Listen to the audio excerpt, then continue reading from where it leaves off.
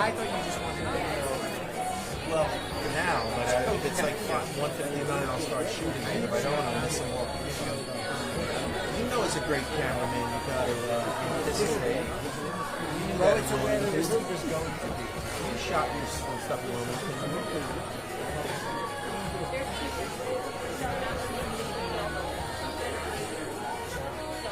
Need to where the puck is going and where it is. Yeah. So put your finger in the color.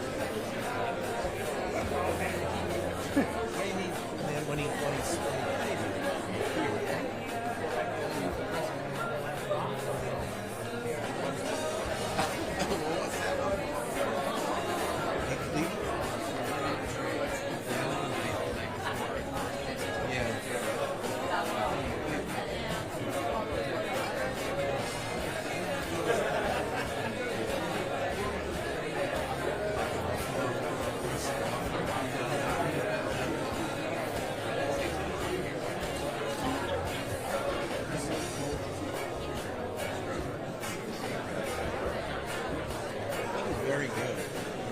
Press conferences. He had good answers.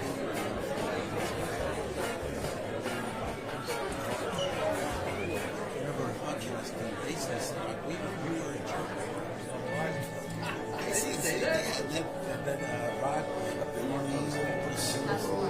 The legends and the myths, Achilles and his gold, Achilles and his kids, Spider-Man's control, and Batman doing his fist. Clearly I don't see myself upon that list. She said, where'd you wanna go? How much you wanna risk? I'm not looking for somebody with some superhuman gifts, some superhero, some fairy tale bliss, just something I can turn to, somebody I can kiss. I want something just like this. Do you, do you, do you, do you?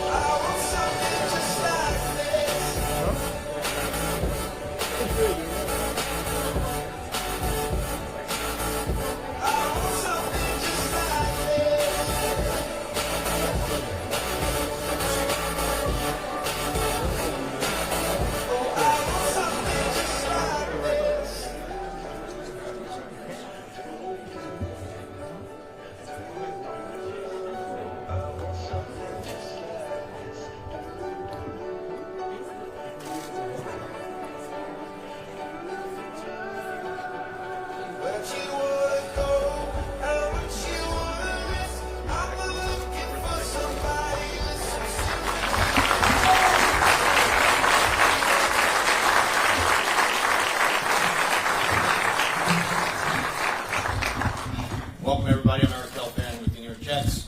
Just before we get started, I wanted to go over a few particulars here. After we have some remarks from the stage here from Mr. Johnson and Aaron, we'll open up the Q&A. What we do ask is raise your hand, we'll call on you, and you get the mic. Please introduce yourself and your affiliation. After the Q&A, we'll do a photo op here at the top of the stage, and then we will break down for one-on-ones. So let's take home. Pleasure to bring to the stage the chairman of the New York Jets, Mr. Woody Johnson. Thank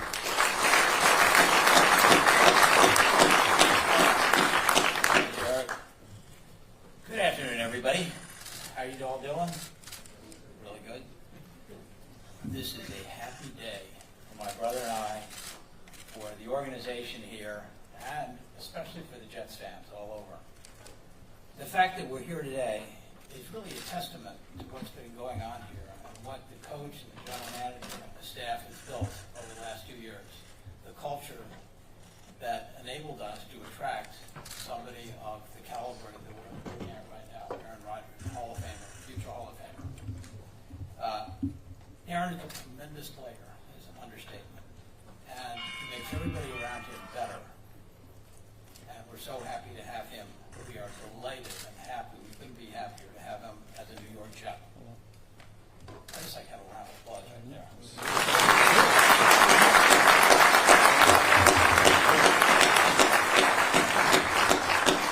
Welcome to New York, Aaron. Glad to have you.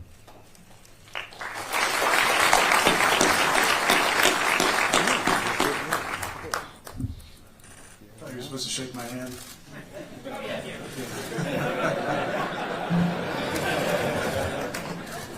I want to say thank you to Christopher and Woody for bringing me here.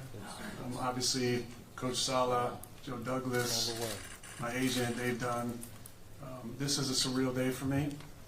After spending 18 years in the same city, it's been a lot of introductions today, meeting a lot of people, but there's a lot of excitement. I'm here because I believe in this team. I believe in Coach Sala. I believe in the direction of Joe Douglas. Obviously, he's drafted really well the last couple of years, having the offensive and defensive rookie of the year. A big thanks to the Jets organization. Obviously, a big thanks to the Green Bay Packers organization for an incredible run. That chapter is over now, and I'm excited about the new adventure here in New York. So I'll open up to questions now. You can raise your hand.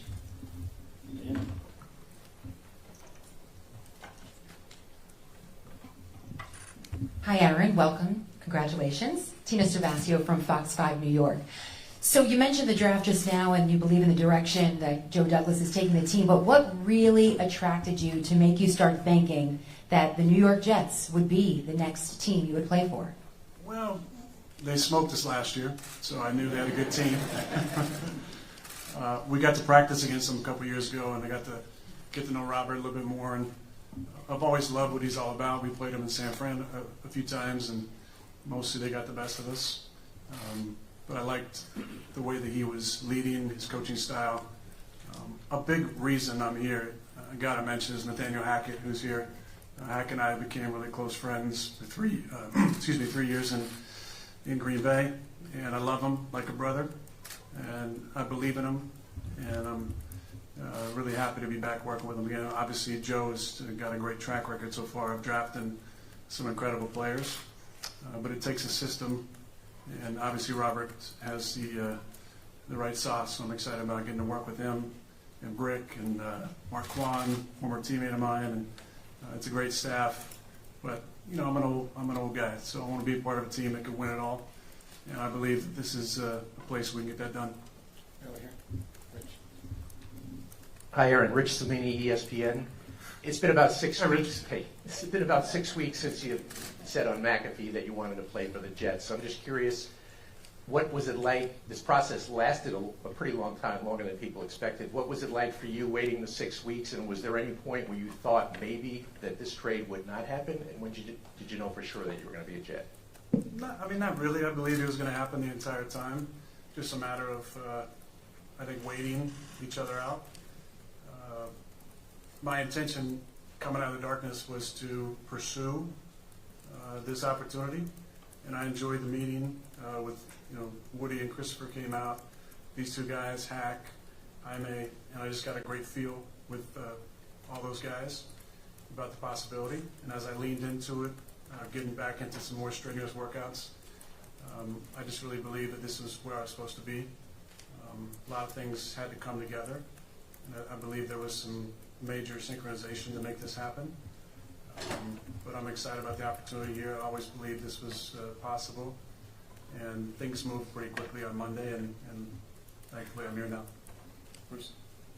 Aaron, Bruce Beck, NBC4 New York. Hey, Bruce. Welcome. Thank you. How driven are you to win for this fan base, which hasn't been to the playoffs since 2010, the longest stretch in professional sports for the 4 different leagues right now? I mean, that's exciting. The Jets have an incredible, passionate fan base. I saw that last year at Lambeau. Obviously, you know about Fireman Head and his passion for the team. I think that's an exciting draw to this as well, as being a part of something special. I grew up watching old VHS tapes of the Super Bowls, and so obviously I know about the guarantee and Broadway Joe. Been a while since then. I noticed walking in this morning that Super Bowl III trophy is looking a little lonely. So. Right. Hey, Aaron, Brian Costello, New York Post. In your view, is this, you're here for 2023 and then we'll see what happens, or do you view this as more than a one-year thing right now? Yeah, right now I'm just going to focus on this season, and I'm excited about being here. I expect to be here for the duration of the off season, and I'm excited to get to know my new teammates and the coaching staff and the organization, and obviously I have a background with Coach Hackett and that offense, but I'm excited about just diving in and being a part of this group and getting to know some of the names of my teammates, and also I'm excited about working with all you guys. I've heard a lot about the New York media, and excited to see what that's all about. Matt Schneidman, The Athletic. Hi, Matt. Hi, Aaron. So you obviously said with Pat and AJ that you would have liked more direct communication about moving on from you. Then Brian comes out and says, we tried to, he just didn't respond. What actually happened this offseason between the two sides that led us to where we are now? I mean, I don't know if I need to really get into the specifics. I will say, people that know me, I'm fortunate to live in a beautiful house. The only downside is I have very limited cell service. So if you want to get a hold of me, I have to see your face. You got to FaceTime me. So the only response to the communication thing is there's records in your phone about who called you, when, FaceTime, and there wasn't any specific FaceTimes from any of those numbers that I was looking at. That's neither here nor there because we're in this position. Obviously, that's somehow what the direction they wanted to go as far as they couldn't get a hold of me, which led for this to be the case. My point was if there was a change that wanted to be made, why wasn't that told to me early in the off season? Now, obviously, my future was undecided at that time. I didn't know if I wanted to keep playing. I wanted to go into my darkness retreat and sit with it and contemplate. But when I came out, it was evident that it was retire or move on to a new team. Right here. Aaron, Joe Messeri, Pix 11, over here. Hi. Hi. You mentioned thinking about retirement. I believe you said at one point it was like 90%. So how much about it was the Jets specifically and what they had to offer? Was it the Jets or retirement? And how much are you motivated by the fact that Green Bay maybe wanted to move on or was ready to move on going into this season? I mean, not really motivated by that, honestly. I'm very self-motivated, and I can find different ways to get that extra little inspiration all the time. It's when you get older, it's fun to go out and prove it each year that you can still do it, and that's enough motivation I think that I need. But this was a big draw because of the people you see on stage here, obviously Coach Hackett, the opportunity to be a part of a city that's hungry, that's a team, an incredible fan base that's hungry to win again. 12 years without a playoff, not Super Bowl wins and Super Bowl III. It's been a long time. So the opportunity to be a part of something special here, it's different. It's similar to Green Bay in that way. When you win in a city like Green Bay, Well, I assume for a team like the New York Jets, you go down in history. There's something special about adding that to your legacy. Interesting. Hi, Erin. How are you? Justine Anderson, Hi, CBS Justine. Sports. Good to see you. You specifically said that right now you just want to focus on this season, but can you specify whether you were asked by Jets brass for a longer investment in terms of your time, given the resources that they're giving up to get you? And then can you specify when you plan on practicing and if that is before mandatory? The first part, there wasn't any specific conversation that I would like to share with that.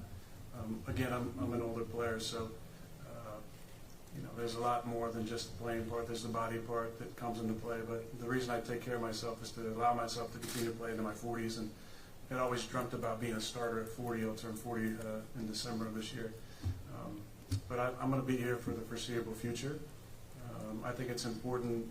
Obviously, I know the scheme that Hack's putting in. There's some tweaks, but I want to get to know the guys and be around the facility. And obviously, I haven't really spent much time in Jersey outside of Teterboro, so I'm going to get to know the area and figure out a place to live and all that stuff. And I want to be here to do that. So there's a lot of reasons to be here. Most importantly, just get to know the guys and put together some fun events to start that team building, which I think is really important this time of year.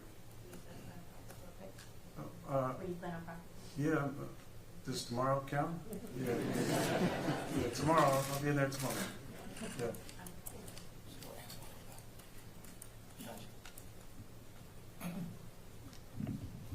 Hey Aaron, it's Juan Staley for the New York Daily News. How you doing? Good. I just wanted to know your motivation to continue to play at this point. Obviously, you said you were 90% retired once you went to the Darkness Retreat. So just what motivates you at this point to continue to keep going at almost age 40? Well, it's joy. You want to be having fun what you're doing. If you're not enjoying it, then it's time to do something else. And I think the opportunity to work with Nathaniel again, to work with Robert, to be around Joe, to be around the Johnsons and the vision they have for the team. I think the excitement of a new chapter has really been fueling my off-season workout so far, and just the overall excitement level. I've mentioned the Jets fans, an incredibly passionate group. I'm excited to meet them, to play in front of them, but to be a part of something special is what keeps you coming back. And I think this is building right now. And what Coach has done the last couple of years, he's building something special the right way with the right values, the right type of leadership, and I think I can just fit in perfectly. I'm not here to be a savior of any kind. I'm just here to be the best quarterback I can be, to lead authentically, and to inspire the guys around me to raise their level of play to an even greater spot. Aaron, Zach Rosenblatt with The Athletic. You alluded to this before, but whenever somebody comes here, they talk about can he handle the New York media, the market, all that stuff. I'm curious what you think about moving to a big market like this and how you think the added attention, how you think you'll be able to handle that. I'm excited about it. I definitely have heard a lot about the media. You guys have a job to do. You're very good at it. I'm excited about the opportunity to work with you all, to get to know you guys. And I've been in Green Bay for 18 years. It's a long time in a small town. That's been great. I grew up in a small town. I think when you grow up in a tiny little town in Northern California, you dream about being in a big city. You dream about living in a big city and having places to go eat and interesting things to do. And obviously with the city being 40 minutes away, you get a lot of that stuff. But I'm excited about the opportunity. Look forward to meeting you all and starting a relationship. Take a couple more. Ryan Dunleavy from the New York Post. All right. Right. There's certainly a sense of deja vu here with a Packers icon coming to the Jets. I'm wondering, I don't know what your relationship is with Brett, if you guys talked at all about this and any idea of what to expect here, and then was there any hesitation on your part, I guess, making the same exact jump that the guy you've been compared to your whole career made? Well, he had a legendary career. It is very ironic that our paths have kind of taken another step in the same direction. Brett and I, over the years, had talked about this transition and what it was like. But that was different coaching staff, different GM, different circumstances. I'm excited about the opportunity to work with these guys and my teammates and coaching staff. But nice pictures there. But we haven't talked specifically about this opportunity. Aaron, Ian O'Connor, HarperCollins. Hey, Aaron. Just wondering, there's obviously been a lot of conversation about how you can elevate the Jets, but you mentioned legacy earlier. What do you think winning a championship for a New York franchise that hasn't won one in decades would do for your historical standing in the sport? Well, I mean, I don't really know about the historical standing in the sport. I think more from this organization standpoint, it'd be really special.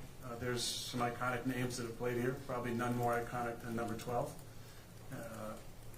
And I heard what he said about unretiring his number, but to me, 12 is Broadway Joe, and I didn't want to even go down that path, and I'm excited about going back to my college number. But there's something special about playing in a city for a team like this with a storied franchise. And the, obviously going way, way back to Super Bowl III, to be a part of something special would definitely help you go down in the history of an organization. Already have 18 years in an incredibly iconic organization, and it'd be fun to be a part of the history of this one as well. Thank you, everybody. We will do the photo op right now and write down for one-on-ones. Appreciate everybody for coming. Thank you so much.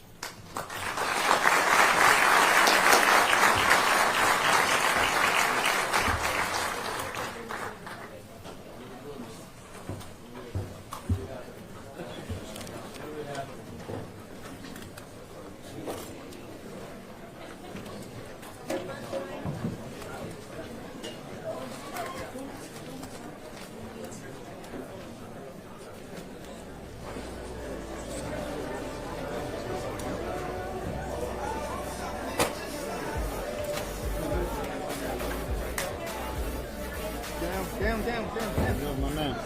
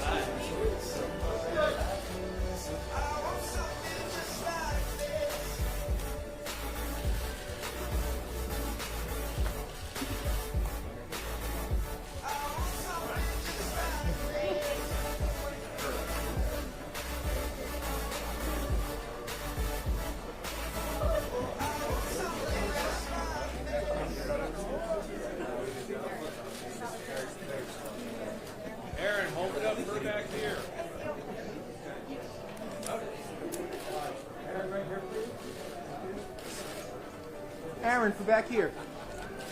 For back here, too.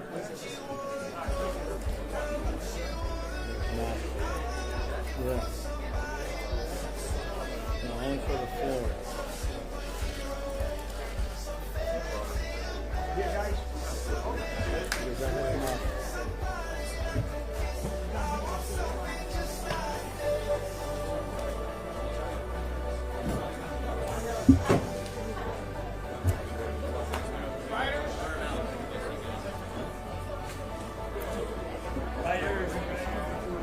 Brian.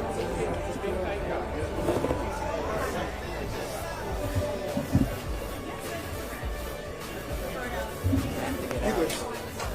Thanks, man.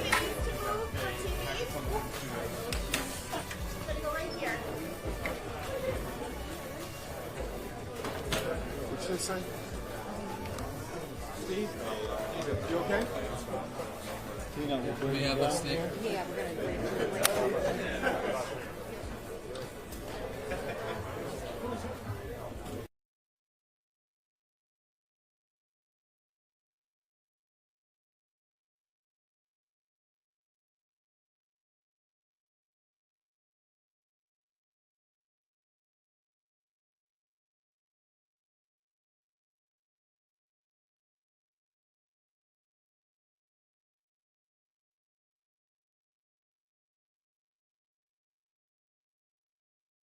channel.